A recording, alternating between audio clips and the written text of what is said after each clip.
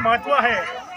हे व्रत जे स्त्रियांना रजस्वला स्त्री असतात त्या आजकाल स्त्रीकडे काम हे ते करत असतात, त्यामुळे काही शास्त्रामध्ये पुराणामध्ये त्यांना काही दोष सांगितले आहेत। त्या दोषापासून मुक्तता व्हावी म्हणून हे 7 वर्ष व्रत केलं जातं आणि हे व्रत केल्यानंतर त्याचं हे उद्यापन करण्याची पद्धत आहे।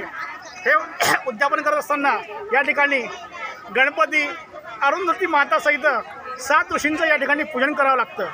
हे पूजन केल्यामुळे रजस्वला दोष जो आहे हा नाहीसा होतो आणि स्त्रियांना उत्तम सद्गती ही प्राप्त होत असते, असा पुराणामध्ये उल्लेख केलेला आहे।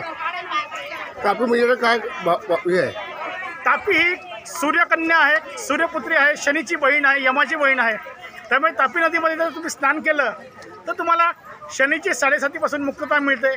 यमाचा जो मृत्यूनंतरचा त्रास असतो ज्याला यमपीडा म्हणतो, तर यमपीडेपासून सुद्धा सप्तऋषी हे ऋषी पंचमीचे व्रत अत्यंत लाभदायक आहे। ऋषीपंचमी व्रत आणि स्त्री असतं भाद्रपद शुक्ल पक्षापासून केल्यानंतर याचे बाईला फल प्राप्त होते आणि याच्यापासून रजस्वला असते 3 दिवस काही करायचं आणि 4थ्या दिवशी तिच्या पवित्र राहायचे पण पूजन पाठ करायचे।